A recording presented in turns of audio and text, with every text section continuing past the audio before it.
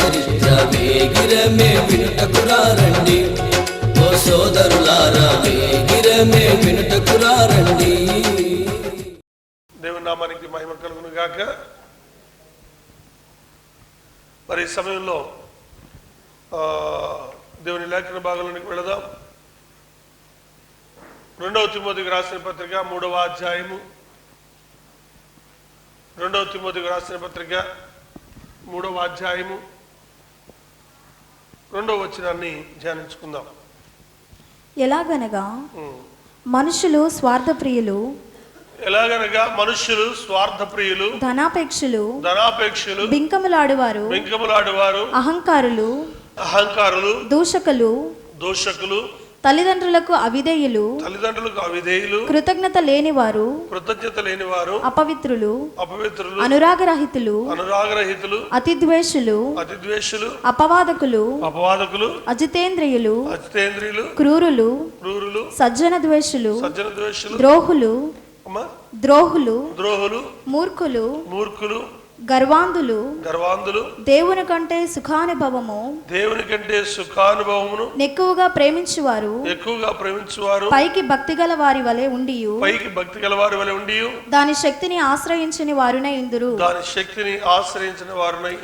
ఇటు వారికి విముఖుడనై ఉండుము. దేవునికి మహిమ కలుగును గాక. అంత్యకాలంలో పై వచ్చిన మన మొదటి వచనం చూస్తే అంత్యకాలంలో అపాయకరమైన దినాల్లో జరగబోతున్నటువంటి సంఘటనల గురించి ఇక్కడ వ్రాయబడి ఉంది. మరి ఈ సంఘటనలు మనం జ్ఞాపకం చేసుకుంటూ, ఎందుకంటే దేవుని రాకడకు సమీపానికి మనం వస్తున్నాం. ఈ దినాలు ఎలాగుంటున్నాయి అని బైబిల్ ఏం చెప్తుందంటే, మనుష్యులు ఏమైనారట? స్వార్థప్రియులు, ధనాపేక్షకులు, బెంకములాడువారు, అహంకారులు, దూషకులు, తల్లిదండ్రులకు అవిధేయులు, కృతజ్ఞత లేనివారు, అపవిత్రులు. ఇవన్నీ చూస్తా ఉన్నప్పుడు ఈ మాటలన్నీ వింటుంటే మీకేం తోస్తుంది? ఈ మాటలు వింటున్నారు కదా, ఎప్పుడైనా కనపడ్డాయా మీకు? అండ్ ఎక్కడైనా కనపడ్డాయా అండి? ఎప్పుడైనా చూసారా ఇవన్నీ? మనుషులు ఏంటంట? స్వార్థప్రియులు, ధనాపేక్షకులు, అహంకారులు, బెంకములాడువారు, దూషకులు, తల్లిదండ్రులకు పిల్లోడు మాట ఇంటలేదండి, మాట దిగులే వేసుకోబాకండి. దిగులేసుకునే రోజులు కాదు, పొయ్యే కాలం దాపరిచిన రోజులు. అంటే వాళ్ళని కాదు, అందరూ పోయే కాలం దాపరిచిన రోజులు. అంటే రోజులు దగ్గర పడ్డాయి. దేవుని రాకడ సమీపంగా అంత్యకాలంలో అపాయకరమైన దినాలని చెప్తుంది లేఖనం. రాబోతున్నటువంటి పరిస్థితులన్నీ కూడా, అంటే ఈ దినాలను గురించి బైబిల్ గ్రంథం చెప్తుందంటే ఎప్పుడు చెప్పింది బైబిల్ గ్రంథం? అంత్యకాలంలో, అంటే క్రీస్తు యేసు యొక్క రాకడ బోరశబ్దం వినబడేటువంటి దినం, సంఘం ఎత్తబడేటువంటి దినానికి సమీపంగా ఇవన్నీ జరుగుతాయని చెప్పింది. ఇప్పుడు ఈ మాటలన్నీ మనం చదువుతున్నటువంటి మాటలు ఇక్కడ మన జీవితాలలో, మన కనులు ఎదుట, మన చెవులు ఎదుట కనబడుతున్నప్పుడు మీరు యోచించవలసింది ఏంటి? మీరు గ్రహించాల్సింది ఏంటి? ఈ పరిస్థితులన్నీ కనబడతా ఉంటే మీరు తలచవలసిన విషయం ఏంటండి? భర్తకు భార్య పట్ల, భార్యకు భర్త పట్ల, పిల్లలు తల్లిదండ్రులకు అవిధేయులు, అంటే తల్లిదండ్రులకు పిల్లల మీద అనురాగం ఉందా? తల్లిదండ్రులకు పిల్లల మీద నేటి దినాల్లో చూస్తే అక్రమ సంబంధం కోసం పిల్లల్ని వాతలు పెట్టిన తల్లులు. ఏమండి, ఈ తండ్రి అంటారు ఆడు ఇడిచి వెళ్ళిపోతాడు, ఎడుగుడి ఆడు వీళ్ళతో ఏ సంబంధం లేదు, ఆడు ఇడిపోతాడో తెలియదు, కనపడకుండా పోయేవాడు ఉన్నాడు, ఆడిపోతున్నాడు. ఈ పిల్లలు పెట్టుకున్న తల్లి ఏం చేస్తుందట? వాళ్ళని నాన్న చిత్రహింసలు పెడుతుందట. అదేంటండి అంటే స్వార్థప్రియులు, తన యొక్క సుఖానుభవాల కోసం తన పిల్లల్ని హింసిస్తున్నటువంటి తల్లులు మనకు కనబడుతూ ఉన్నారు లోకంలో. మరి కొన్ని సందర్భాల్లో చూస్తున్నాం, హాస్పిటల్ గేటు ముందు పసికందని విడిచి వెళ్ళిన తల్లి. వార్తలు చూస్తుంటే తెలుస్తాయి. అంటే మమకారం ఏమైపోయింది? మమకారం చచ్చిపోయింది, ప్రేమ చచ్చిపోయింది, అనురాగం చచ్చిపోయింది. అనురాగరహితులు, స్వార్థప్రియులు, అహంకారులు, దూషకులు, ఇవన్నీ నేటి కాలంలో జరుగుతున్నవే, మన కనులు చూస్తున్నవే, మన చెవులు వింటున్నాయి. సోమవారం చూస్తే కొన్ని కేసులు ఏమంటారు దాన్ని, గ్రీవెన్స్ పెడుతున్నారు కదా. ఎస్పీ ఆఫీసులో గ్రీవెన్స్, కలెక్టర్ ఆఫీసులో గ్రీవెన్స్, ఇలా జరుగుతున్నప్పుడు అక్కడ కొన్ని కేసులు చూస్తుంటే, మా పిల్లలు మమ్మల్ని చూడట్లేదండి, మేము ఆస్తులన్నీ రాసిచ్చామనే తల్లిదండ్రులు, ఏమండి మమ్మల్ని పట్టించుకోవట్లేదు మా తల్లిదండ్రులు అనేటువంటి పిల్లలు, ఏమంటే మా ఆయన నన్ను విడిచిపోయాడనే భార్య, ఇలా రకరకాలైన కేసులు అక్కడ చూస్తూ ఉంటే ఏం కనబడతా ఉందంటే దరిదాపుగా కొన్ని వందల సంఖ్యలో కేసులు నమోదవుతున్నాయి రాష్ట్రం మొత్తం మీద. ప్రతి సోమవారం కూడాను కలెక్టరేట్లో జరిగే గ్రీవెన్స్లో జరిగే పరిస్థితులు. అలాగే నా ఆస్తి ఎవడో నా పక్కన ఉన్న ఆ పక్క స్థలం వాడు నా ఆస్తిని ఆక్రమించేయడం. ఈ విచిత్రమైన సంఘటనలన్నీ చూస్తూ ఉంటే ఈ బైబిల్ గ్రంథం చెప్పినటువంటి అంత్యకాలం అపాయకరమైన దినములలోనే మనం కొనసాగుతున్నాం. ఏ క్షణానైనా బోర శబ్దం వినబడేటువంటి దినాలకు దగ్గరగా ఉన్నాం. ఇంకా చెప్పాలంటే ఇక్కడ వీళ్ళట తల్లిదండ్రులకు అవిధేయులు, కృతజ్ఞత లేని వారు, అపవిత్రులు, అనురాగరహితులు, అతిథి ద్వేషులు, అపవాదకులు, అచితేంద్రియులు, క్రూరులు, సజ్జన ద్వేషులు, ద్రోహులు, మూర్ఖులు, గర్వాంధులు, దేవుని కంటే సుఖానుభవమును ఎక్కువగా ప్రేమించువారు. చూడండి, దేవుని కంటే సుఖానుభవం ఎక్కువ కావాలట. అంటే వాళ్ళు అలసిపోకూడదు. కొంతమంది పనికి జీతాలు పుచ్చుకుంటారు కానీ ఆ జీతానికి తగిన పనిని చేయరు. కూలీ పుచ్చుకుంటారు కానీ కూలీకి తగిన పని చేయరు. ఒకరోజున ఇంటర్ కాలంలో చిన్న వాళ్ళ ఇంటి దగ్గర ఏదో చిన్న పని చేయడానికని రాజు ఆ కూలోడి కోసం వెళ్ళాడు. రోడ్డు మీదకి వెళితే కూలీ 700 ఇస్తావా అన్నాడట. ఇస్తానులే రారా బాబు, మరి అందరూ పెంచారు కానీ నేను కూడా ఇస్తాను రా అన్నాడట. అలాగే ఏం పని చేయాలన్నాడు అంటాడు. ఏం పని లేదు, చిన్న చిన్న ప్యాచ్ వర్క్ చేయాలి రమ్మన్నాడట. ఆడు వచ్చాడు, ఇక్కడ దాకా తీసుకొచ్చాడు రాజు. వచ్చిన తర్వాత అక్కడ బోరింగ్ పంపుకి ఏదో దిమ్మ కట్టాలి. అక్కడ కట్టాలి, పైన కంకర ఉంది. నేను అన్నాను కదా రాజయ్య పైన కంకర ఉంది, ఆ సంచిచ్చి కంకర తీసుకురమ్మని అన్నా. వాడు ఏం మాట్లాడలేదు. ఏమన్నాడు తెలుసండి, కంకర తేవాలా పైనుండి, ఈ పనికి నేను రానులే అన్నాడు. అసలు ఎంత పోయాలో చెప్పలేదు అడిగి. మేము ఇంకా వచ్చి కంకర తీసుకెళ్తే పని అయిపోద్ది అక్కడ. కానీ వాడికి ఏం కావాలంట, పైన కంకర తేరా అంటే ఎంత తేవాలని అడగలేదు. పైపచ్చి ఇక్కడ కాదు పలానా చోట ఎక్కడో అని చెప్పాడు పని కూడా. మరి పైనుంచి కంకర తెమ్మంటే ఎంత తీసుకెళ్తారనేది ఆలోచించాలి కదా. కంకర తేవాలా, నేను ఈ పనికి రాను అనుకున్నాడు, వెళ్ళిపోయాడు. రాజయ్య మళ్ళీ ఎందుకు రాజయ్య అని పిలిచి, అరే బాబు ఏం లేదు ఒక బొచ్చి కంకర తేరా అని అంటే అయిపోయేది కదా, కంకర అంతా పోయినక్కర్లేదు కిందకి, ఓ బొచ్చి కంకర తేరా అంటే అయిపోయేది కదా. అంటే వాడు డిమాండ్ ఇలా ఉంది పాస్టర్ గారికి, వాడేం పని చేస్తాడు, వాడు ఎందుకండి మనకు అన్నాడు రాజయ్య. అంటే వాళ్ళ పనివాడు జీతం డబ్బులైతే కావాలి కానీ ఏం చేయలేకపోతున్నాడు, పుచ్చుకునే జీతానికి తగిన పని కానివేంటి, ఊరికే డబ్బులు రావాలి. ధనాపేక్షకులు, స్వార్థప్రియులు, తమకు తాము వస్తే చాలు. మరి ఎదుటి ఇచ్చేటప్పుడు వాడు కూడా నష్టపోతాడు కదా. ఇచ్చినప్పుడు నువ్వు ఆ పనికి తగినట్టుగా నువ్వు జీతాన్ని పుచ్చుకుంటున్నావు, కూలి పుచ్చుకుంటున్నావు. కూలి పుచ్చుకున్నప్పుడు ఆ కూలికి తగిన పని నువ్వు నిర్వర్తించాలి కదా. ప్రభునందు ప్రియమైన వారులారా, పనికి వెళ్ళేటువంటి వారులారా, మీరు అందరూ కూడా గమనించుకోండి. దేవునికి మనం లెక్క అప్పగించవలసిన వారమై ఉన్నామని గుర్తించండి. మనం ఏ కూలి అయితే తీసుకుంటున్నామో ఆ కూలికి తగిన పనిని వాడికి చేయాలి, యజమానికి. ఎందుకంటే ఈ యజమాని మనల్ని పట్టించుకోవచ్చు కానీ పరమందున్నటువంటి తండ్రి మాత్రం ఏం చేస్తాడు, ఆయన మనల్ని లెక్కిస్తాడు, మనల్ని చూస్తాడు. కాబట్టి మనం దాని విషయంలో జాగ్రత్తగా ఉండాలి. అలాగనే యజమానులకు కూడా వాక్యం ఏం చెప్తుందంటే, కూలివారికంటే కూలి బిగపట్టకూడదట. పని చేయించుకున్న తర్వాత వాడిని రేపురా మాపురా అని తిప్పుతూ వాడు కూలి ఎగ్గొట్టే పరిస్థితి నువ్వు కలగకూడదట. ఎందుకంటే దేవుడు నీకు ఇచ్చిన దాని నుండి నీవు ఇస్తే నీకు మేలు కలుగుతుంది, కానీ నీవు కూలి ఎగ్గొట్టేవనుకోండి నీకు ఇవ్వాల్సిన కూలి ఆయన ఎగ్గొడతాడు. కానీ బైబిల్ అంత అద్భుతమైన బైబిల్ అండి అది. కూలి బెగ్గొట్టకూడదట, రేపిస్తాను మాపిస్తానని వాడిని తిప్పకూడదట. ఏనాటి కూలి ఆనాడు ఇచ్చి పంపించాలట. ఒకవేళ అతను కనుక ఉంచండి, రేపు వారానికి ఒకసారి బట్వాడా కింద తీసుకుంటే అంటే అది వేరే విషయం. అదే రీతిగా అంటే మనం ఏదైతే చేస్తున్నాం, ఉద్యోగం చేసేవాళ్ళు ఉద్యోగం, మరి పని చేయించుకునే వాళ్ళు పని చేసేవాళ్ళు తమ కింద పని వారి దగ్గర వారికి ఇవ్వాల్సిన జీతభత్యాల విషయంలోనూ ప్రతి విషయంలో కూడాను నమ్మకంగాను యథార్థంగాను ఉండాలని లేఖన గ్రంథం చెప్తా ఉంది. ఎందుకు ఈ మాటలు చెప్తున్నంటే, అంత్యకాలంలో ఏమైపోయిన పరిస్థితులు అంటే ప్రతి మనుష్యునిలోనూ లోపం కనబడుతుంది. ఒకవేళ అన్యునిలో ఉన్న దాని గురించి అయితే మనం పెద్దగా సంభాషణ చేయనక్కర్లేదు, కానీ ఒకవేళ అన్యునిలో ఉన్నాయనుకోండి మనం ఎంతవరకు చెప్పుకోవచ్చు అంటే, అయ్యా ఈ అంత్యకాలం అపాయకరమైన దినాలు కాబట్టి ఈ పరిస్థితులను చూస్తున్నాం, మీరు జాగ్రత్తగా ఉండండి, ఈ దినాలు ఇలా ఉన్నాయి కదా అని అనుకోవచ్చు. కానీ పైకి భక్తి గల వారి వలె ఉండి దాని శక్తిని ఆశ్రయించక ఆశ్రయించని వారిన ఇందురు ఇట్టి వారికి విముఖుడమై ఉండుము. మందిరానికి వస్తూ కూడా మనం ఏం చేస్తుంటామంటే ఆ అక్కని, ఈ వదిన్ని, ఆ అన్నయ్యని, ఆ మామయ్యని, ఆ బాబాయిని చూస్తుంటారు. అన్నయ్యలు బాబాయిలతో నీకు పని లేదు.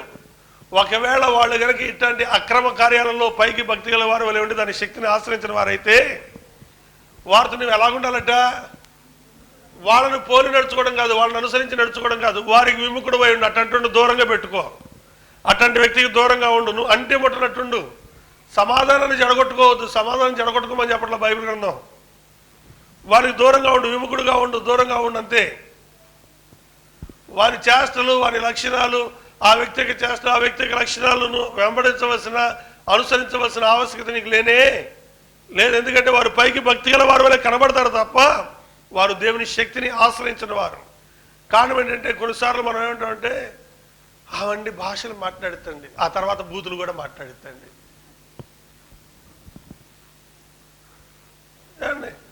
ఆయన ప్రార్థన చేస్తాడండి, ఆయన పాట పాడతాడండి, ఆయన వాక్యం చెప్తాడండి, కానీ ఆయన మాత్రం బూతులు మాట్లాడుతున్నాడు అంటే ఏముంది? ఏముందండి? బూతులు మాట్లాడుతుందంటే ఏముంది? అబద్ధం ఆడుతున్నాడు, అబద్ధం ఆడుతుందంటే ఏముంది? చెప్పండిలే, పర్లేదు, నోరు తెరవండి కొంచెం. ఏమంటే దేవుని శక్తిని ఆశ్రయించిన వారా, దేవుని ఎడల కృతజ్ఞతాభావాన్ని కలిగిన వారా, తాము పొందిన రక్షణకు విలువను కలిగిన వారిగా ఆ రక్షణ అనుభవాన్ని కొనసాగింపజేస్తున్నవారని చెప్తామా? నేను మళ్ళా మీకు చెప్తున్నాను, వ్యాపారం చేసుకోవడం తప్పు కాదు, వ్యాపారంలో లాభం పొందడం తప్పు కాదు, కానీ అత్యాశకు పోవడం అనేదే ప్రమాదకరం. తప్పుడు తూనికలు ప్రమాదకరం. అది దేవునికి లెక్క అప్పగించాలి. దాని విషయంలో దేవుడు ఎట్టి పరిస్థితుల్లో వదిలిపెట్టడం. అలాగనే మిక్సింగ్ చేయడం అంటారు చూసారా? ఖరీదైన వాటిని తక్కువ వాటిని కలిపి అమ్మటం. అంటే ఇది ఎక్కువగా బియ్యం వ్యాపారంలో జరుగుతుంటుంది. ఈ బియ్యం ఖరీదైన బియ్యంలో తక్కువగా రకం బియ్యం కలిపేసి అమ్ముతుంటారు కొంతమంది. నువ్వు లాభం నీకు ఏ బియ్యానికి ఏ ఖరీదో ఆ ఖరీదు తీసుకోవడం తప్పులేదు. అంటే ఎందుకు చెప్తున్నానంటే ఇక్కడ కొంతమంది అనుకుంటారు వ్యాపారంలో అబద్ధాలు అడగలండి. అబద్ధం అనక్కలను, రేట్ ఇది, నీకు ఇష్టమైతే గిట్టుబాటు అయితే తీసుకెళ్ళి, లేకపోతే మానే అనొచ్చు, దాంట్లో తప్పే లేదు. అంతేగాని ఇది అబద్ధం అటువంటి అందుకే నేను బాప్తిసం పొందట్లేదు, వ్యాపారం చేస్తున్నందువలన బాప్తిసం పొందడానికి సంబంధం ఏం లేదు అది. ఎందుకంటే వ్యాపారం అనేది లాభాపేక్షతో నీ జీవనోపాధి కోసం నువ్వు చేసేదే వ్యాపారం. కాబట్టి దాన్ని ఎంతవరకు తీసుకోవాలో దానికి ఒక మార్జిన్ అమౌంట్ అనేది ఒకటి ఉంటుంది. ఆ మార్జిన్ ప్రకారం చేసుకుంటూ వెళ్ళిపోవచ్చు. మిళితం చేయకూడదు, కల్పితం చేయకూడదు. దానిని మనం నిర్వర్తించినప్పుడు దేవునికి కృప పొందుకుంటాడు మనుషుడు. మరి పరిస్థితులన్నీ ఎలాగున్నాయి, లోకంలో ఏం జరుగుతుంది, ఇప్పుడు ఉన్నటువంటి వాతావరణం ఎలాగుంది, మన కుటుంబ పరిస్థితులు ఎలాగున్నాయి, ఏమంటే మన సమాజ పరిస్థితులు ఎలాగున్నాయి, మన సంఘ పరిస్థితులు ఎలాగున్నాయి, ఇవన్నీ మనకు కనబడుతున్నప్పుడు మనం గ్రహించాల్సింది ఏంటంటే మన నడవడికను దిద్దుబాటు చేసుకుని దీంట్లో దేని గురించి చింతపడవలసిన ఆవశ్యకత లేనే. చెప్పండి, దేని గురించి చింతపడాల్సిన పనే లేదు. మనం చేయాల్సింది ఏంటయ్యా అంటే మనం చేయాల్సింది ఏంటి? ప్రతి విషయమునందును దేవునికి కృతజ్ఞతాస్తుతులు చెల్లిస్తూ ప్రభువా ఇట్లాంటి పిల్లల్ని ఇచ్చినందుకు నీకు వందనాలు నాయనా అని చెప్పండి. ప్రభువా ఇట్లాంటి భర్తనిచ్చినందుకు నీకు వందనాలు నాయనా అని చెప్పండి. ప్రభువా ఇట్లాంటి భార్యని ఇచ్చినందుకు వందనాలు నాయనా అని చెప్పండి. ఇట్లాంటి తల్లిదండ్రులు ఇచ్చినందుకు నీకు వందనాలు నాయనా అని చెప్పండి. అంతేగాని దిగులు పడితే నీ విశ్వాస జీవితానికి ఫలం లేదు. ఏం లేదు? నీ విశ్వాస జీవితానికి, నీకు భక్తి జీవితానికి సార్థకత లేదు. ఎందుకంటే కృంగిపోయే వ్యక్తిగానే ఉండటానికి దేవుడు నిన్ను పిలవలేదు. జరగబోతున్న సంగతులన్నీ ముందుగా చెప్పాడు. ఓ లోకం యొక్క తిరిగిదా ప్రభువా, నీ చిత్తమైతే నా బిడ్డను రక్షించు నాయన, నా భర్తకు మారుమనసు కలుగజేయను ఆయన, నా బిడ్డలకు మారుమనసు కలుగజేయను ఆయన, నా భార్యకు మారుమనసు కలుగజేయను ఆయన, నా తల్లిదండ్రులకు రక్షణ కలుగజేయను ఆయన అని ప్రార్థించడం తప్ప ఏం తల్లిలో ఏం కూతురునండి అదేం తగువ, అదే వాతావరణం, అదేం పరిస్థితో లోకం చెప్పుకుంటుంది. ఎందుకు తగువ పడితే అదే దేవుని చేతికి అప్పగించుకుని దేవానికి స్తోత్రం అన్నావు అనుకోండి, ఎవరు చూస్తారు? పరమ తండ్రి దేవుడు ఈ జరుగుతున్న పరిస్థితులన్నీ నీ ఎదురించాడు కనుక నువ్వు అన్నిటినీ ఓర్చుకోగలుగుతావు, అన్నిటినీ సహించగలుగుతావు, అన్నిటినీ తాడుకోగలుగుతావు. రోడ్డును బట్టి కొట్టుకునే తల్లిదండ్రులు తండ్రి కొడుకులు చూసిన వాడు అంటాడు, ఇదేం తల్లిదండ్రులు, ఇదేం తండ్రి కొడుకులు అండి, వీడు ఇదేంటండి, ఆ పిల్లోడు ఏంటండి, ఆ తండ్రి ఏంటండి, కనీసం కనుక రాకుండా ఆ చిన్నోడిని పట్టుకుని అట్టబాతాడు ఏంటండి అని లోకం చెప్పుకునేదానికంటే ఏది ఉత్తమము? వాక్యం నెరిగిన నీవు ఏం నేర్చుకోవాలి? ఒకవేళ భక్తిహీనుడిగా ప్రవర్తించచ్చేమో, కానీ భక్తి గల వాడను, భక్తి గల దానను అని చెప్పే నీవు నీ జీవితంలో నీవు నేర్చుకోవాల్సింది ఏంటంటే అన్నిటినీ ఓర్చుకోవటం, అన్నిటినీ తాళుకోవటం, అన్నిటినీ సహించటం నీ జీవితంలో నేర్చుకోవాలి. అప్పుడే నీ భక్తికి ఒక సార్థకత అనేది ఉంటుంది. పాపపరుతులై నానా విధమైన దురాశల వలన నడిపింపబడి ఎల్లప్పుడూ నేర్చుకునిచున్నను సత్య విషయమైన అనుభవ జ్ఞానము ఎప్పుడును పొందలేని అవివేక స్త్రీల యొక్క ఇండలో చొచ్చి వారిని చెరపట్టుకుని వారు వీరిలో చేరిన వారు. చూడండి, ఎల్లప్పుడు కూడా నేర్చుకొనిచున్నా కూడా ఏమంటే వాక్యాన్ని ఎంతకాలం నుంచి వింటున్నారు మీరు? ఇక్కడ కూర్చున్న వాళ్ళలో ఒక్కొక్కరు ఎంతకాలం నుంచి వాక్యం వింటున్నారు? మీ అనుభవాల్లో 40 ఏళ్ళు మన పరిచర్య ప్రారంభించబడి 30 ఏళ్ళు అయినా ఇంకా ముందు నుంచి యేసుని ఎరిగినటువంటి వాళ్ళు, 70 ఏళ్ళు 80 ఏళ్ళు ఉన్నటువంటి వాళ్ళు, 60 ఏళ్ళు పైబడినటువంటి వాళ్ళు ఇంచుమించుగా 40 ఏళ్ళ నుంచి 50 ఏళ్ళ నుంచి వాక్యాన్ని వింటున్నారు కదా. అలాగే ఇక్కడ ఉన్నటువంటి యవనస్తులు కావచ్చు, లేకపోతే నడి వయస్కులు కావచ్చు, వాళ్ళు ఒక 20 ఏళ్ళ నుంచో 25 ఏళ్ళ నుంచో వాక్యాన్ని వింటున్నారు కదా. వింటున్న వాక్యంలో ఏదైనా నేర్చుకుని ఆ వాక్య ప్రకారం ఇదిగో నా నడవడికలో, నా ప్రవర్తనలో పలానా విషయంలో నేను దిద్దుబాటు చేసుకున్నానని నీ మనస్సాక్షి నీ మీద నేరారోపణ మోపకుండా ఓ మంచి సాక్ష్యాన్ని పలకగలిగితే నీవు ధన్యుడవు, ధన్యురాలవే. ఒకవేళ అలా కాకుండా ఇదిగో ఇక్కడ మమ్రే తర్వాత ఎంబ్రే అనేటువంటి వారు మోషేని ఎదిరించినటువంటి వారిలో ఉన్నట్టుగానే నీవు కూడా దేవుని వాక్యాన్ని ఎదిరించేటువంటి భ్రష్టత్వంలో ఉంటే దాని నుండి నేను తప్పించగలిగిన వాడు ఎవడన్నా ఉండడు రేపొద్దున అగ్నిగుండం తప్ప. ఏముందట రేపొద్దున? దేవునికి అవిధేయులైన వారి కొరకు ఏముంచబడింది? అగ్నిగుండం ఉంచబడింది. ఇక్కడ చూస్తూ ఉన్నాం.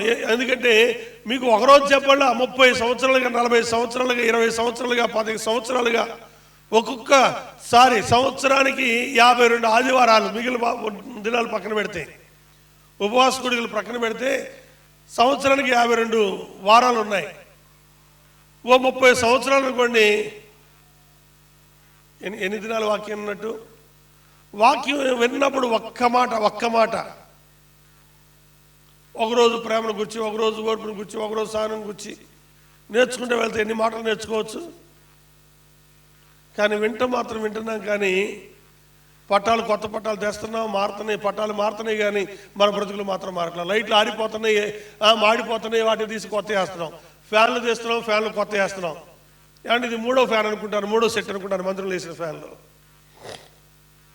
తిరిగి అవి కాలిపోయి ఇక మా వల్ల కాదు బాబు, ఎంతకాలం తిరిగాం, మాకు చాలు, చాలా చల్లగాలు ఇచ్చాం, కానీ వీళ్ళు మాత్రం చల్లబట్టలేదు. వీళ్ళు ఎంతసేపు నువ్వు ఎచ్చగానే ఉంటున్నారట. కొన్ని వంట చల్లగొన్నా అవి కూడా పెద్దగా పట్టించుకో, ఎందుకంటే వేయకుండా వదిలేస్తాం కదా. ఇప్పుడు చల్లగా ఉంది కాబట్టి ఫ్యాన్లన్నీ ఆపేసాం, అవి ప్రశాంతంగా ఉండే. ఈ నిలువెచ్చని స్థితిలో ఉండటం వలన పరిస్థితులన్నీ ఇలాగ అయిపోతూ ఉన్నాయి. ప్రభునందు ప్రియమైన దేవుని సంగమా, ఈ కడవరి కాలంలోనికి మనం వచ్చాం. మన ప్రవర్తనను జాగ్రత్తగా చూసుకోవాల్సిన ఆవశ్యకత ఉంది. ఒకవేళ భక్తిహీనులైనటువంటి వారు మన కుటుంబాలలో మనల్ని శోధించినా, వేధించినా, పరిస్థితులు ఒకవేళ మనం అనుకున్న రీతిగా అన్నీ నువ్వు అనుకున్నట్టుగా, కానీ మీ ఆయన బంగారు బాతులాగా ఉండాలని, ఆయన నెలకి బంగారు గుడ్లే పెట్టాలని, అండ్ ఏది ఇంట్లో తక్కువ కాకుండా ఉండాలని, అండ్ ఏ సమస్య లేకుండా ఉండాలని నువ్వు అనుకోవచ్చు. ఒకవేళ నువ్వు అనుకున్నట్టుగానే దేవుడు ఆయన ఇచ్చినా, అండ్ ఇంకోటి ఉంటుంది లోపం. కాబట్టి నువ్వు అనుకున్నట్టు అన్నీ ఉన్నట్టయితే నువ్వు ఇక్కడ ఉండవు. ఆడ తిరిగి దొరికితండి ప్రార్థనకు రావటానికి నాకు అనే స్థానంలోనే ఉంటాను. ఆయనకు కూడా బాగా తెలుసు. గాడిదలు వెతకపోయిన వాడిని తీసుకొచ్చి సింహాసనం మీద కూర్చుని పెడితే ప్రవక్త రావడం ఆలస్యమైందని చెప్పని బలి అర్పించడానికి వెళ్ళేటట్టు యాజకుడు చేయవలసిన పనిని ఎవరు చేశారు? ఏ గాడిదలు కనబడలేదని 3 దినాలు ఎతికాడే, ఊరూరా తిరిగి వచ్చాడే. యాజకుడు వస్తా అన్నాడు, నువ్వు అక్కడే ఉండని చెప్పాడు. కానీ ఏం చేయలేకపోయాడు, వేచి ఉండలేకపోయాడు. అదే కదా సౌలుకి దోషం ఏంటి, అది కాదా? రాజు నుండి సొలొమోను రాజు నుండి పారిపోతున్నటువంటి యెరోబాము అనేటువంటి ఓ నమ్మకమైన పనివాడు, బాధ్యత కలిగిన పనివాడు ఒకడు ఉన్నాడు. యజమానుని బాధను తట్టుకోలేక పారిపోతుంటే దేవుడు పిలిచి, బాయ్ నువ్వు భలే నమ్మకమైన దాసుడు, నువ్వు బాధ్యత కలిగిన పనివాడవు, శ్రద్ధ కలిగిన పనివాడవు, కాబట్టి ఇదిగో నా ప్రజలను ఇజ్రాయెల్ పరిపాలించడానికి ఇదిగో ఈ యొక్క ఇజ్రాయెల్లో 10 గోత్రాల ప్రజలను నీ చేతికి అప్పగిస్తున్నాను, జాగ్రత్తగా వారిని కాపాడు, నేను దావీదుకు చేసిన నిబంధనను నీతో కూడా చేస్తున్నానని చెప్తే, పారిపోయే పిరికి పందగా ఉన్నటువంటి వాడికి దేవుడు రాజ్యాన్ని అప్పగిస్తే, ఇజ్రాయెల్ ప్రజలంటే యెరూషలేములో దేవుని ఆరాధించడానికి వెళ్ళినప్పుడు తమ యజమానుని కుమారుడైనటువంటి రెహబాము తట్టు తిరిగి తమ మనసును మార్చుకుని తనను విడిచిపెడతారేమోనని భయం చొప్పున దేవునికి విరోధమైన బలిపీఠాన్ని ఆ పట్టణంలో కట్టాడట. మరో ప్రవక్తను పంపించాడు, ఓయ్ నువ్వు ఎక్కిన బలిపీఠం నుండి దిగిరావని యెహోవా సెలవిస్తున్నాడంటే వాడిని పట్టుకుని చంపని చేజాపాడట. ఒక ప్రవక్త వచ్చేమో తన అంగిని చించి, కొత్త అంగిని చించి దాన్ని 10 భాగాలు తీసి ఇస్తేనేమో దాన్ని తీసుకుని బాగానే సంతోషపడి ముచ్చటపడ్డాడు, ఏమండి బాగున్నాడు. కానీ మరొక ప్రవక్త వచ్చి నీవు ఎక్కిన బలిపీఠం నుండి దిగిరావని యెహోవా సెలవిస్తున్నాడంటే ఏమన్నాడు, చేయి చాపి వాడిని పట్టుకుని అన్నాడట. వాడిని ప్రవక్త పోయింది, మర్యాద పోయింది, గౌరవం పోయింది. ఏమొచ్చింది ఇప్పుడు? రాజ్యం వచ్చేవాడికి అహంకారం వచ్చింది, గర్వం వచ్చింది. అందువలన ఇశ్రాయేలు పాపము చెడుకు కారకుడయ్యాడు యెరోబాము. అవిధేయత. మన జీవితాల్లో మనం నేర్చుకోవాల్సింది ఏంటంటే విధేయతను మనం నేర్చుకుందాం. కృతజ్ఞతాభావాన్ని కలిగిన వారంగా ఉందాం, కృతజ్ఞత లేని వారంగా ఉండొద్దు. కృతజ్ఞత అంటే ఏంటి? కృతజ్ఞత అంటే ఏంటండి? ఏమండి, చేసిన మేలును మరొక చేసిన దానికి కృతజ్ఞత, చేసిన దానికి విధేయత చూపటం. ఇందాక జాషువా ఆరాధన చేశాడు, వందనాలు చెల్లిస్తూ. వస్త్రాన్ని ఇచ్చినందుకు దేవునికి వందనాలు, ఏమండి ఆరోగ్యాన్ని ఇచ్చినందుకు వందనాలు, ఇంటిని ఇచ్చినందుకు వందనాలు. ఏమంటే పక్కింటావో మళ్ళీ తిరిగి నువ్వు ఇచ్చే గిద్దెడు పప్పు కోసమే నువ్వు ఎన్నిసార్లు ఆయన చెప్తావా? తీసుకున్నప్పుడు 4 సార్లు, తిరిగి ఇచ్చిన తర్వాత 4 సార్లు. అబ్బా ఎన్నిసార్లు చెప్తావు వదినంటే, మరి తీసుకున్నప్పుడు చెప్పకపోతే ఎట్టాగా అంటావు. నీకేమైనా ఊరికి ఇచ్చిందా ఉచితంగా?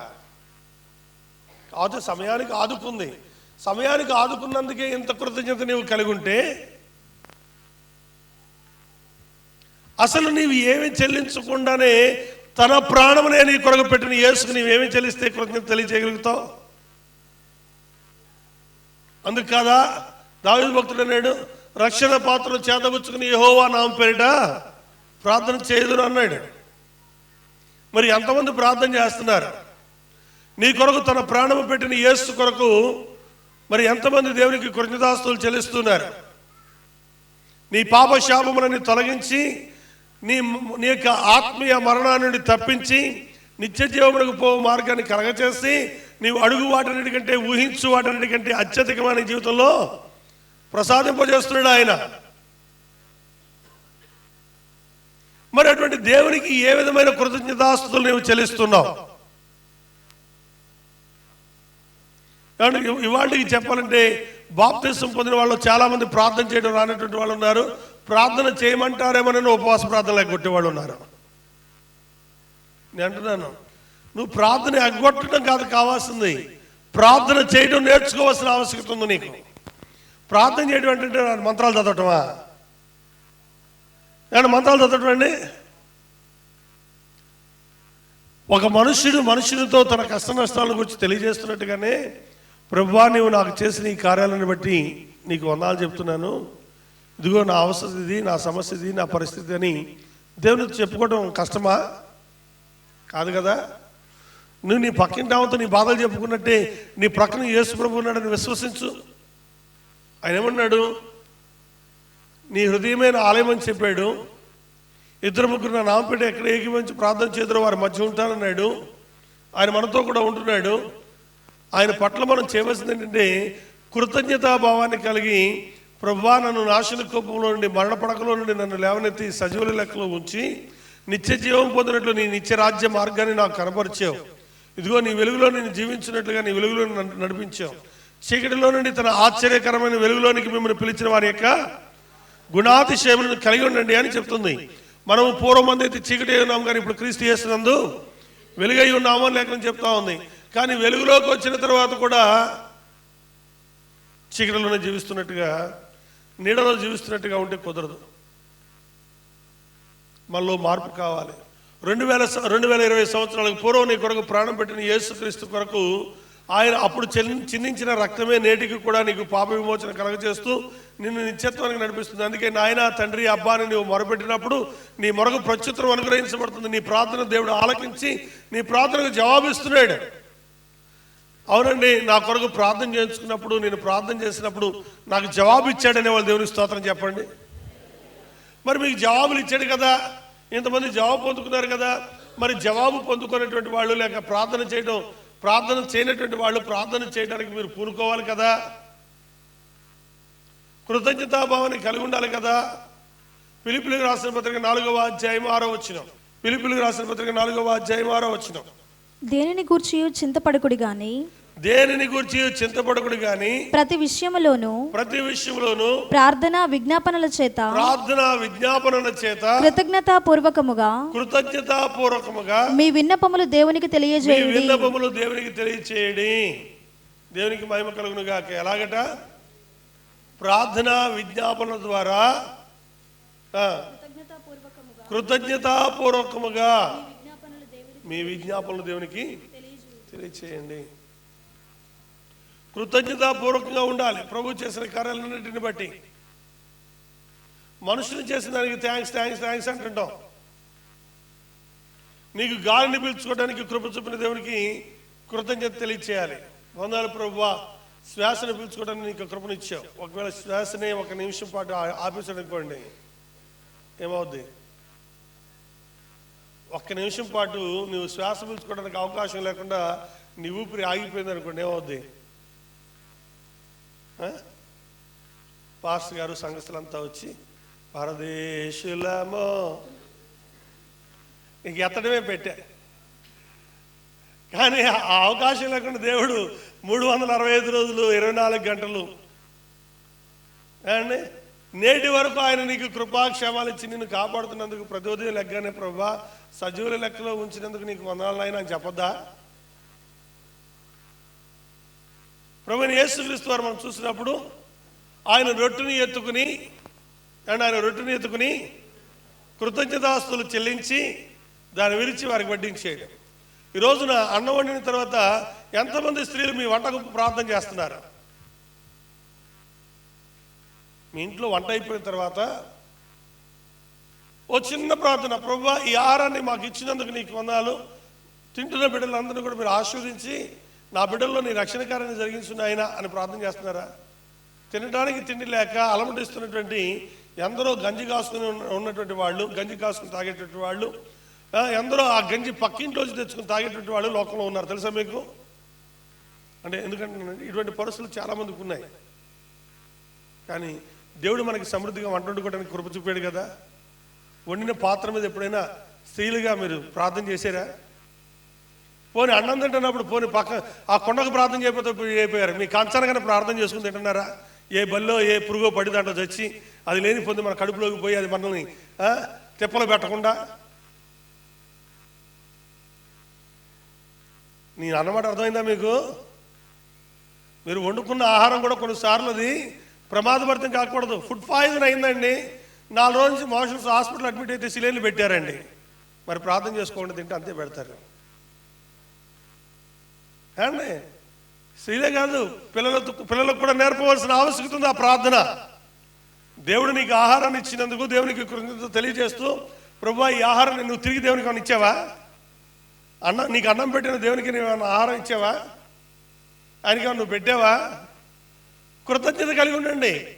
ప్రార్థన విజ్ఞాపన యందు కృతజ్ఞతాపూర్వకముగా మీ విన్నపము దేవునికి తెలియజేయండి. మళ్ళీ రిపీట్ మిమ్మల్ని అడగట్లేదు కదా ఆయన. నేను ఆహారం పెట్టాను, మీరే నాకేం పెడతారని అనలేదు కదా. కృతజ్ఞతాపూర్వకంగా ఉండండి. మనల్ని భోజనానికి పిలిస్తేనే ఓ పెళ్ళికి వెళ్తాం, ఒక గిన్నె పట్టుకెళ్తాం, ఒక ప్లేట్ పట్టుకెళ్తాం, ఒక చెంబు పట్టుకెళ్తాం, ఓ బిందెట్టుకు వెళ్తాం.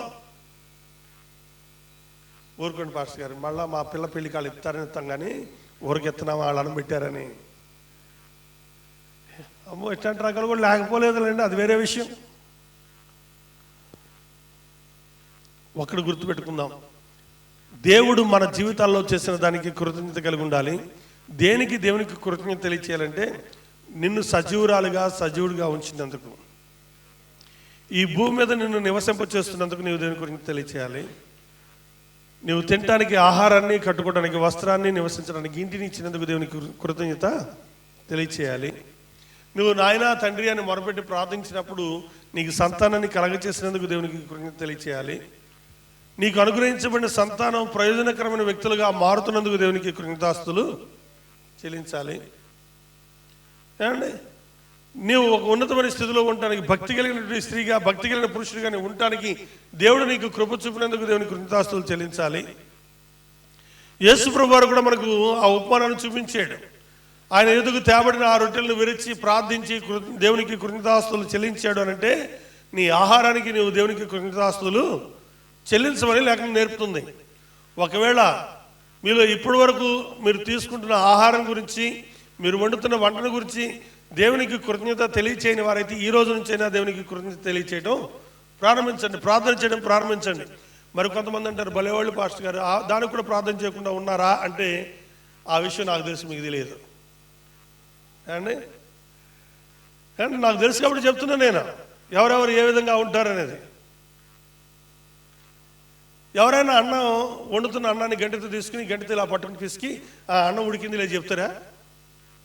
ఎట్లా చెప్తారండి? మీరు అన్నం ఉడికిందా లేదు చెప్పాలంటే ఏం చేయాలి చెప్పండి, ఎలా చెప్తారు? ఏమన్నా మీ చేయి దాంట్లో పెట్టి పిసికి చూస్తారా? మెతుకు పట్టుకుంటే కొండలో ఎన్ని మెతుకులు ఉన్నాయో తెలియదు. ఓ మెతుకు పట్టుకుని కొండలో ఉన్న అన్నం సంగతి మొత్తం చెప్తారు. ఇంకొంచెం ఒక ఉడికితే సరిపోద్దులే. ఒక మెతుకు పట్టుకుంటే చెప్పేటువంటి పరిస్థితి నీలో ఉంటే దేవునికి ఏం తెలుసు చెప్పండి? మీ అంతరంగానంతటి పరిశీలించాలంటారా? కొంచెం చాలు మీ గురించి తెలుసుకోవడానికి, మొత్తం చెప్పేయచ్చు. ఒక్కసారి ఆలోచన చేద్దాం. మన కొరకు ప్రాణం పెట్టిన యేసుక్రీస్తు కొరకు ప్రాణం పెట్టి అందులో లేడు ఆయన, తిరిగి పునరుద్ధారుడుగా లేచాడు, ఆయన సజీవుడుగా ఉన్నాడు. ఇదిగో ఇక్కడ మనం కూర్చున్న చోట మనతో కూడా ఆయన ఉన్నాడు, మనతో మాట్లాడుతున్నాడు, తన స్వరాన్ని వినిపింపజేస్తున్నాడు. ఎవరి మనోనేత్రాలు అయితే తెరవబడి ఉన్నాయో, ఎవరి ఆధ్యాత్మికమైన స్థితి తెరవబడి ఉందో వారు ఆయనను చూడగలరు. దేవునికి మహిమ కలుగును గాక. ఆయన ఉన్నాడనే విషయం, ఆయన స్వరాన్ని వినే విషయాన్ని వారు గ్రహించగలరు. నువ్వు ఆ గ్రహింపు స్థితిలోనికి రావాలి. మరి ఏది నీ కృతజ్ఞతాభావం? అనుదినం ఉదయకాలం, మరి సంవత్సరానికి ఒకసారి ఆ ఉదయకాలపు స్తుతి ఆరాధనలని ఎవరో వెనకటికి ఒక ఆయన 300 సంవత్సరాలు అంటే యేసుప్రభు వారు ఆరోహణం అయిపోయిన తర్వాత 300 సంవత్సరాల తర్వాత ఒక ఆయన ఏమన్నాడంటే, అయ్యా మరి యేసుప్రభు ఆరోహణం అయిపోయాడు కదా, మరి ఆయన చేసిన ఈ గొప్ప త్యాగాన్ని మనం జ్ఞాపకం చేసుకోవాలంటే ఏదో ఒక సూచన ఉండాలి కదా, దానిని బట్టి ఒక కార్యం చేద్దాం అని మొదలెట్టి యేసుప్రభు వారు ఆరోహణానికి అంటే శిలువ మరణానికి ముందు మట్లాదివారం జరిపారు కదా. మట్లాదివారం అని యేసుప్రభు వారిని యెరూషలేముకు బేతనియా, బెత్ఫగే గ్రామాల నుండి ఊరేగింపుగా తీసుకెళ్ళినప్పుడు మట్టలు పట్టుకుని తీసుకెళ్లారు కదా. అలాంటి దానిని జ్ఞాపకం చేసుకుంటే అక్కడి నుండి ప్రారంభిద్దామని ప్రారంభించాడు ఒక ఆయన. ప్రారంభించి ఆ మట్టలన్నింటిని ఏం చేశాడంటే యేసు పండుగ దాకా గుళ్ళో పెట్టి, ఇంట్లో పెట్టి దాచిపెట్టారట. ఈ దాచిపెట్టిన మట్టలన్నింటినీ తీసుకొచ్చి ఆ పెంతెకోస్తు పండుగ దినానంటే 50వ రోజున బూడిదగా మార్చి ఆ బూడిదని జాగ్రత్త పెట్టుకుని మళ్ళా మరుసటి సంవత్సరం వచ్చేటువంటి సంవత్సరానికి మళ్ళా మట్లాదివారం వస్తుంది కదా, ఆ మట్లాదివారానికి ముందు ఈ బూడిద 40 దినాలకు ముందుగా శిలువ మరణానికి ముందు ఈ బూడిదని పూసుకుని, నుదురు పూసుకుని మళ్ళీ తగ్గించుకుని, అయ్యా ఆ దినాన్ని మా కొరకు చనిపోయావు, ఇదిగో మళ్ళీ ఈ సంవత్సరం అంతా మేము పాపం చేసాం, మా బ్రతుకులు ఇలాగైపోయాయి అని తమను తాము తగ్గించుకుని పశ్చాత్తాపడి తిరిగి ఉజ్జీవింపబడటం కోసం ఆ బూడిద రాసుకుని ప్రార్థనలు ప్రారంభించారట. ఇవాళ రోజున ఆ బుడిది రాసుకునే అవసరం లేదు, కానీ ఆ బుడిది దేనికి సాదృశ్యంగా ఉందంటే వినయ విధేయతలకు తగ్గింపుకు సాదృశ్యంగా, దేని మనసుకు సాదృశ్యంగా ఉంది. నిన్ను కాపాడిన దేవుడికి కృతజ్ఞతాస్తులు చెల్లించడానికి కొంత సమయాన్ని కేటాయించి ప్రభును ఆరాధించడానికి నిర్ణయించుకోవాల్సిన సమయం ఇది. అలాగే వాళ్ళు ప్రారంభించారు, ఎప్పటి నుంచో కొనసాగుతుంది. పెంతెకోస్తేళ్ళకి మనకి ఎటు అనుభవం అట్టి పరిస్థితులు లేవు, కానీ ఆ తర్వాత ఈ యొక్క దినాల్లో కోడిగుడ్డు తినకుండా, మొక్క తినకుండా, అండి ఒక పొద్దుండేవాడు ఒక పొద్దు, 2 పొద్దులు ఉండేవాడు 2 పొద్దులని, ఇలా రకరకాలుగా వాళ్ళ స్థితిగతులను బట్టి, వారి ఆరోగ్య పరిస్థితులను బట్టి వాళ్ళు ఉపవాసాలు ప్రకటించుకుని ఉంటూ వస్తున్నారు. నువ్వు నీసు తింటే ఏం తినకపోతే ముందు మాత్రం నీ హృదయాన్ని ఏం చేయాలి? దేన మనసు కలిగి, తగ్గింపు కలిగి, అహంకారంతో కాక, అతిశయంతో కాక, విధేయతతో కూడిన మనసు. తినటంలో తినకపోవడంలో లేదు, బూడిద పూసుకోవడంలో బూడిదలో కూర్చోవడంలో లేదు, గోనె పట్ట కట్టుకోవడంలో లేదు. ఇక్కడ ఉపవాసం అన్నట్టు ముఖాన్ని మార్చుకునక్కర్లేదు, చింపురు జిట్టు వేసుకుని తిరగనక్కర్లేదు. ఊరు వాడ ఉపవాసం ఉంటున్నాను అని మెళ్ళ బోర్డు కట్టుకుని తిరగనక్కర్లేదు. ఏం చేయమన్నాడు ఆయన? నీ ఉపవాసం ఉన్నప్పుడు రహస్యమందు నీ తండ్రికి తప్ప మరి ఎవరికి. చూడండి, మత్తయి సువార్త 6వ అధ్యాయము 6:16 చదివినాం. మీరు ఉపవాసము చేయనప్పుడు వేషధారుల వలె దుఃఖముకులై ఉండకుడి. తాము ఉపవాసము చేయనట్టు మనుష్యులకు కనబడవలనని వారు తమ ముఖములను వికారము చేసుకొందురు. వారు తమ ఫలము పొంది ఉన్నారని నిశ్చయముగా మీతో చెప్పుచున్నాను. ఉపవాసము చేయుచున్నట్టు మనుషులకు కనబడవలనని కాక రహస్యమందున్న మీ తండ్రికి కనబడవలనని. నీవు ఉపవాసము చేయనప్పుడు నీ తల అంటుకొని నీ ముఖము కడుగుకొనుము. అప్పుడు రహస్యమందు చూచుచున్న మీ తండ్రి నీకు ప్రతిఫలమిచ్చును. దేవునికి మహిమ కలుగును గాక. మనుషులకు కనబడాలని కాదు, ఎందుకంటే చక్కగా స్నానం చేసి ముఖం కడుక్కున్నాం అనుకోండి, బ్రహ్మాండంగా గ్లో వస్తుంది ముఖానికి. చక్కగా తలంటుకున్నాం అనుకోండి, ఆ జుట్టు చాలా అందంగా కనబడుతుంటుంది. అండ్ ఎండిపోయిన ముఖం, పీకిపోయినటువంటి జుట్టు కాకుండా, పీకిపోయిన ముఖం, ఎండిపోయిన జుట్టు కాకుండా కొంచెం తైలం పెట్టుకోవడం వల్ల ఏంటంటే తైలం తల మెరుతుంటుంది, తల నిగనగా మెరుతుంటుంది, ముఖమేమో పిల్లపిల్ల మాడినట్టు ఉండదు. కొంతమంది అదేంటో ఉపవాసం ఉంటే పాస్టర్ గారు ఉపవాస వ్రతం పెట్టాడు, అసలు నీ సంగతి చెప్తుంది కానీ నేను విశ్వాసం అయిపోయి లేతేనా అన్నట్టుగా ఉన్నట్టుంటుంది కొంతమంది రకాలు. దేవుని సందర్భంలో ప్రార్థన చేస్తున్నప్పుడు ఒకానొక దినాన వాళ్ళు ఆ స్థితిని కలిగి ఉన్నారు, ఎందుకంటే అది తగ్గింపునకు వాడికి సాదృశ్యంగా ఉంది. కానీ వాళ్ళ ఆ రోజున వాళ్ళు బూడిద పూసుకున్నారంటే బూడిద పూసుకునక్కర్లేదు, నువ్వు బూడిదలో కూర్చోనక్కర్లేదు, గోనిపట్ట కట్టుకోనక్కర్లేదు. నీవు దేన మనసు కలిగి, వినయ విధేయతలు కలిగి, విరిగిన హృదయం కలిగి, యెషయా గ్రంథం ఇప్పుడు చదవనక్కర్లేదు కానీ యెషయా గ్రంథం 58:3 మనకు కనబడుతుంది కదా, మీరు ఉపవాసం ఉన్నప్పుడు గుద్దులాడుచు పెరుగులాడుచు ఎందుకు మా ప్రార్థన ఆలకించమంటారట. ఎలాగుంటున్నారు ఉపవాసం అంటే? గుద్దులాడుతున్నారట, పొరుగు వారితో గుద్దులాడుతున్నారు, ఇంట్లో వాళ్ళతో గుద్దులాడుతున్నారు. నేను ప్రార్థనకి వెళ్తుంటే ఒడుకు తినలేవా, నీకేమైనా దొబ్బిడాయా అంటున్నారు. ఎవరిని? భర్తలంట.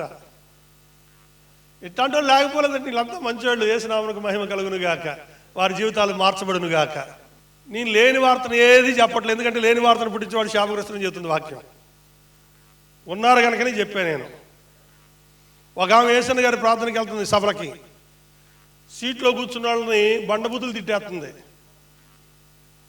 ట్రైన్లో. అంతా విని చివరికన్నా, అమ్మ ప్రార్థనకి వెళ్తున్నావు కదా, కనీసం వెళ్తున్నప్పుడు సంఖ్యలో బైబిల్ ఉంది, ఇప్పుడన్నా అంటే ఇక్కడ చూస్తున్నావా అంటే నువ్వు ఎవరో పాస్టర్ గారు లాగున్నావే అని. మీరు ప్రార్థనకు వచ్చినప్పుడు దూర ప్రాంతం వాళ్ళు దగ్గర వాళ్ళైనా సరే మీకు మధ్యలో ఏదన్నా ఆటంకం తగిలి ఏ పిల్లోడు సైకిల్ ఇట్టా అనేట్టారు వెళ్ళాడు అనుకున్నాడు, మీరు తిట్టగానే ఆ లోపల తల్లి ఏ చూసుకోలేవా పిల్లోడు తగిలిచ్చాడా నీకు అందనుకోండి, అప్పుడు ఎట్లుంటుంది చెప్పండి? అప్పుడు ఎట్లుంటుంది వాతావరణం? మీరు విశ్వాసులే కదా.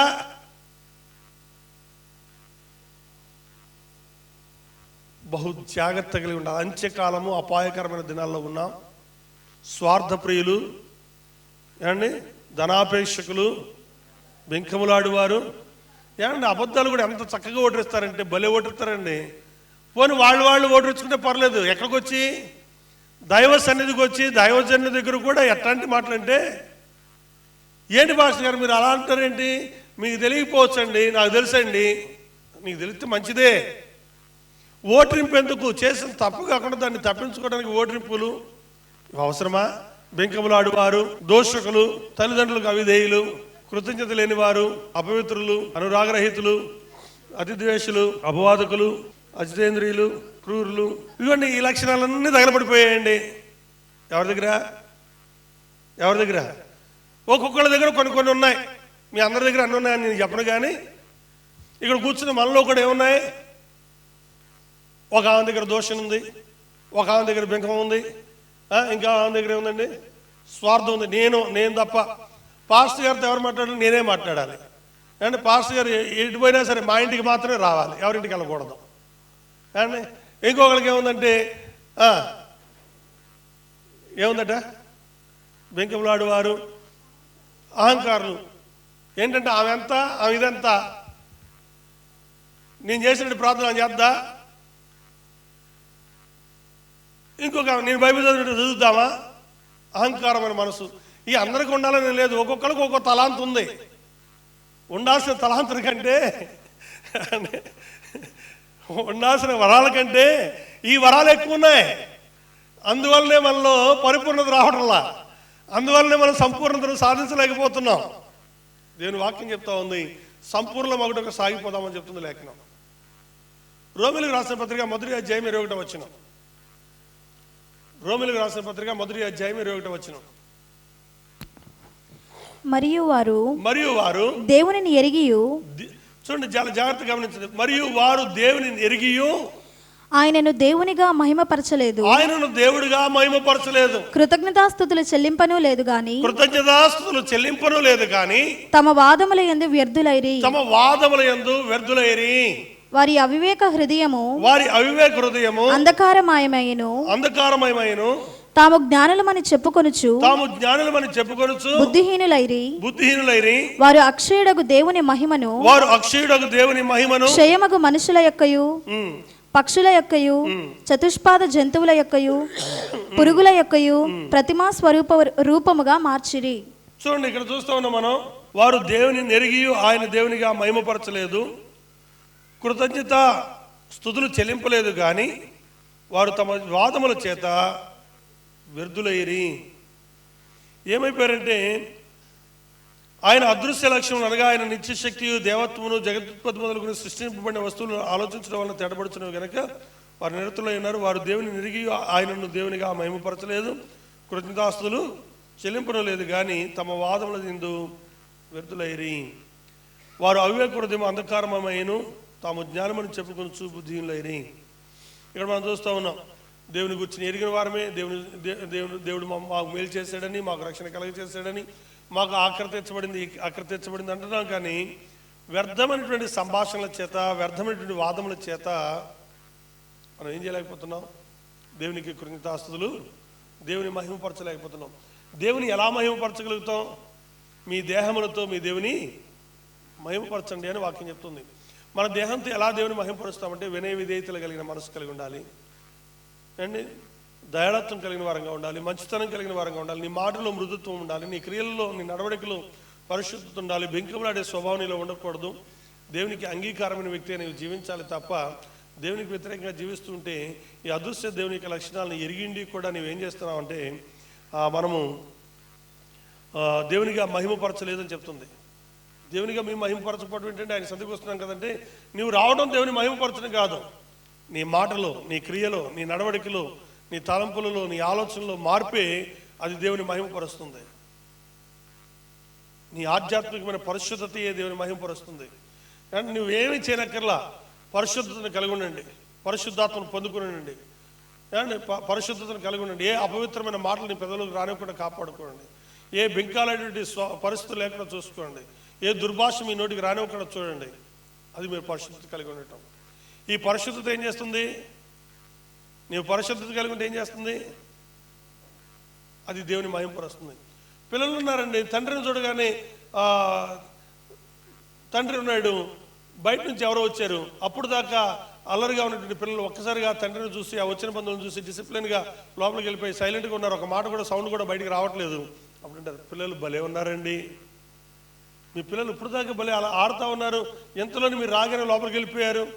ఆ డిసిప్లిన్ అనేది ఏం చేసింది? తండ్రి యొక్క పెంపకాన్ని వెల్లడిపరుస్తుంది. అప్పుడు వచ్చిన వాళ్ళు ఎవరిని కనపరుస్తున్నారు? తండ్రిని కనపరుస్తున్నారు. ఆ డిసిప్లిన్ అనేది మన కుటుంబాల్లో ఉన్న డిసిప్లిన్ అనేది ఎలాగైతే పరమ తండ్రిని, ఆ కుటుంబ యజమానిని కనపరుస్తుందో, అలాగే ఆధ్యాత్మిక జీవితాల్లో మనం కలిగినటువంటి డిసిప్లిన్ అనేది, ఆ పరిశుద్ధత అనేది, ఆ నడవడిక అనేది, ఆ ప్రవర్తన అనేది దేవునిని మహిమపరుస్తుంది. దేవునికి మహిమ కలుగును గాక. అదే అంటున్నాడు ఇక్కడ, వారు దేవునిని ఎరిగియో ఆయనను దేవునిగా మహిమపరచలేదు. ఈరోజు దేవుని కలిగి ఉన్నటువంటి నీవు దేవుని మహిమపరిచే వ్యక్తిగా ఉన్నావా? నీ దేహంతో దేవుని మహిమపరచవలసిన ఆవశ్యకత ఉంది. నీ దేహంతో నీవు దేవుని గణపరచవలసిన ఆవశ్యకత ఉంది. అది నీ పరిశుద్ధమైన ఆలోచనలు, పరిశుద్ధమైన తలంపులు. కేవలం ప్రభును స్తుతించడం, చేతులెత్తి ప్రార్థన చేశానండి, చప్పట్లు కొట్టి దేవుని స్తుతించానండి అంటే కాదు. నీ నడవడిక, నీ అంతరంగము కూడా ఆయన చూస్తున్నటువంటి వాడు. కాబట్టి బహు జాగ్రత్త కలిగి మన ప్రవర్తన అంతరియందు దేవుని అధికారంలో లోబడిన వారమై దైవ చిత్తానుసారంగా మనం కొనసాగితే, దేవునికి విధేయత చూపితే, ప్రతి విషయంలో దేవునికి కృతజ్ఞతాస్తుతులు చెల్లిస్తే ఆయన నిశ్చయంగా నీ ప్రార్థన ఆలకించేవాడు. మొదటి దినవృత్తాంతాల గ్రంథం 29వ అధ్యాయము 10వ వచనం నుండి చదవండి. మొదటి దినవృత్తాంతాల గ్రంథం 29వ అధ్యాయము 10వ వచనం నుండి.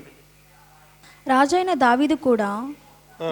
దావీదు కూడాను బహుగా సంతోషపడి సమాజము పూర్ణముగా ఉండగా యెహోవాకు ఇట్లు స్తోత్రము చెల్లించెను.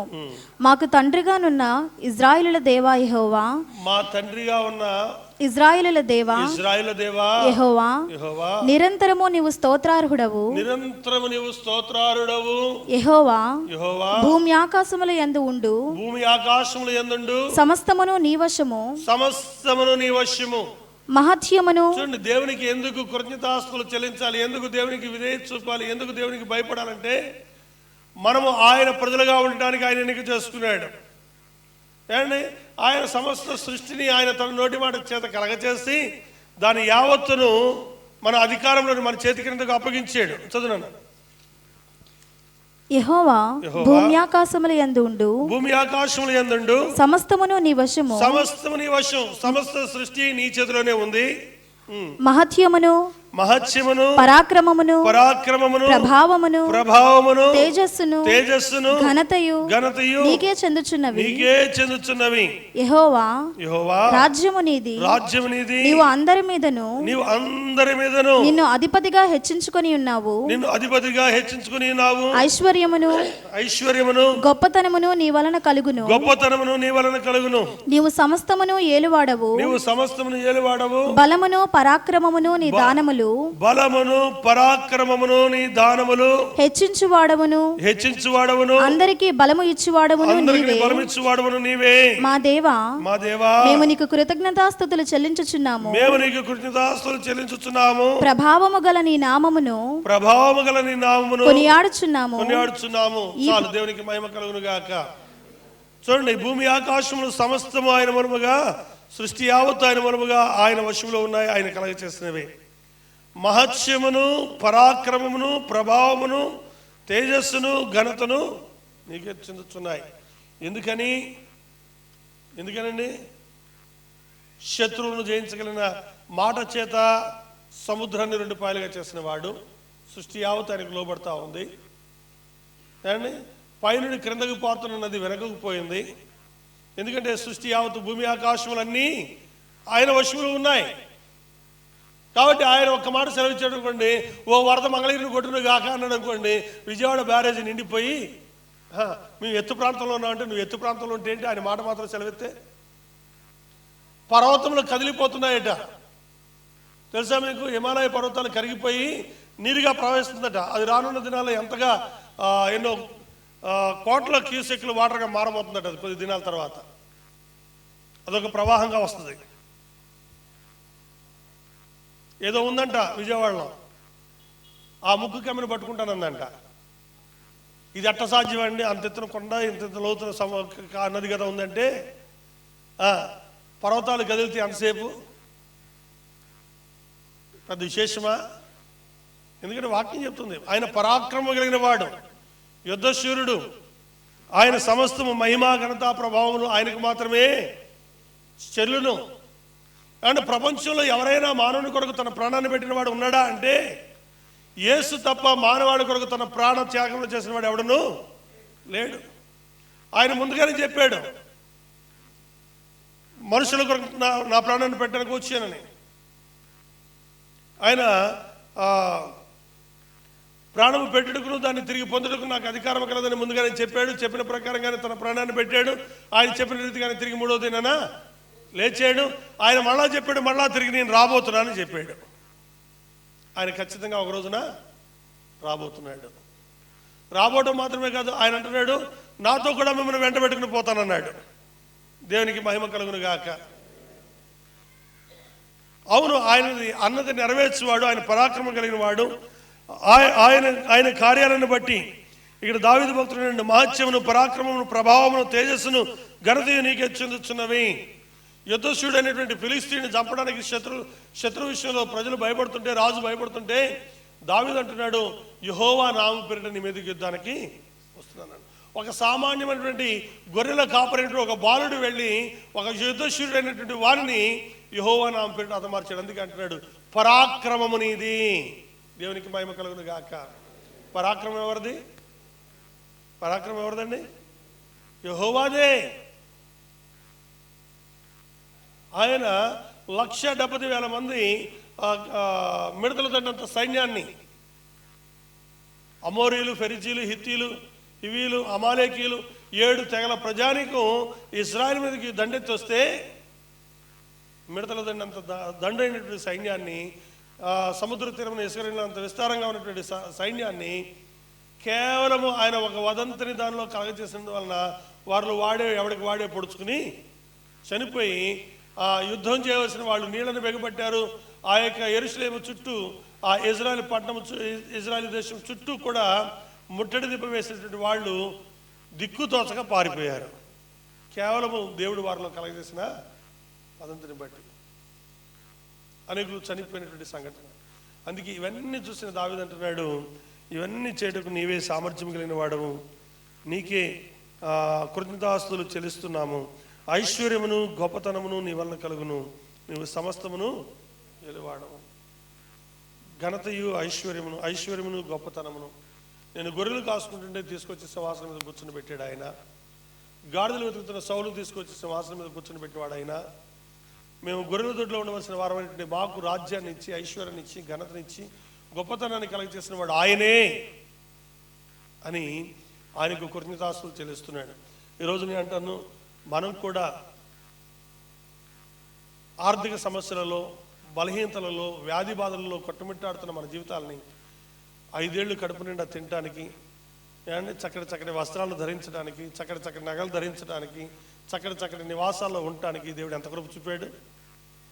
దానిని బట్టి కృతజ్ఞతాస్తుతులు దేవునికి చెల్లించబద్దులమై ఉన్నాం. అండ్ ఒకానొక దినాన్ని యేసును అంగీకరించక మునుపు, యేసుని ఎరగక మునుపు నీ జీవిత పరిస్థితి ఏంటి, నేటి పరిస్థితి ఏంటి? ఒకసారి పరిశీలన చేసుకోండి. దేనిని బట్టి దేవునికి కృతజ్ఞతాస్తుతులు చెల్లించాలంటే ఆయన మనకు కలగజేసిన స్థితిగతులన్నిటిని బట్టి దేవునికి కృతజ్ఞతాస్తుతులు చెల్లించబద్దులమై ఉన్నాం. మరి ఉదయకాలపు వేళ మనము విభిన్నమైన పరిస్థితులన్నింటినీ విడిచిపెట్టి దేవునికి విధేయులమైన పిల్లల వల్లే దేవునికి లోబడి వ్యర్థమైన వాటి జోలికి పోక, వ్యర్థమైన వాటిని కూడా విడిచిపెట్టి ఈ అంత్యకాలంలో అపాయకరమైన దినాల్లో ఉన్నామని, అండ్ జరుగుతున్న సంఘటనలన్నీ ఆయన సెలవు లేకుండా ఏది జరగటం లేదని, దేశంలో కావచ్చు, కుటుంబంలో కావచ్చు, ఇంట్లో కావచ్చు, మన ఒంట్లో కావచ్చు, మన ఎక్కడైనా కావచ్చు, ఏ పరిస్థితులు ఉన్నా ఆ పరిస్థితులన్నిటిలో కూడా నువ్వు గ్రహించాల్సింది ఏంటంటే, ఇది అంత్యకాలము, అపాయకరమైన దినాలకు దగ్గరగా ఉన్నాం కాబట్టి నా ప్రాణాత్మను నేను రక్షించుకుని నీ నిత్య జీవంలో నేను ప్రవేశించాలి నాయన అని ఆయనకు కృతజ్ఞతాస్తుతులు చెల్లిస్తూ మీరు జీవించడం తప్ప దిగులు పడబాకండి, నిరాశ పడబాకండి. జరుగుతున్న పరిస్థితులన్నీ చక్కదిద్దబడాలంటే ప్రతి విషయమునందును ప్రార్థన, విజ్ఞాపన, కృతజ్ఞతాస్తుతులు దేవునికి చెల్లించడం ద్వారా మీరు అన్నిటిలో నుండి విడుదల పొందుతారు. చెరసాలలో వేయబడిన పౌలు శీలలు ఎలా విడిపించబడ్డారో చెప్తారా? అండ్ ఎలా వారు దేవుని పాడుతూ దేవుని స్తుతిస్తుండగా వారి సంఖ్యలు మెడకు వేయబడిన బొండలు, కాళ్ళకు బిగించబడినటువంటి బొండలు, ఇవన్నీ కూడా సంఖ్యలు, కాళ్ళు చేతులకు వేయబడిన బొండలు కావచ్చు, సంఖ్యలు కావచ్చు, ఇవన్నీ కూడా వారు ప్రభుని స్తుతిస్తుండగా సాధ్యమేనా? అండ్ సాధ్యమేనా? 2 రథాలు ప్రయాణం చేయగలిగిన ఎరుకో కోట గోడలు దేవుని స్తుతిస్తూ ఆ ఎరుకో కోట గోడలు చుట్టూ ప్రదక్షిణ చేస్తే కోలేదా? అండ్ దేనిని బట్టి? అయ్యో ఇంత గోడలు ఉంటాయి, ఎట్టపోతావు నాయన, ఇక్కడ చంపడానికి తెచ్చావా, రాళ్ళ కింద పడేయడం తెచ్చావా? అలా దేవుని స్తుతిస్తూ ఆ కోట గోడల చుట్టూ తిరిగారు. 7 దినాలు తిరిగారు. 7వ దినమున 7 మార్లు దాని చుట్టూ ప్రదక్షిణ చేసి ప్రభుని స్తుతించినప్పుడు అండ్ నేలమట్టం అయిపోయేట దేవుడు అద్భుతాన్ని చేశాడు.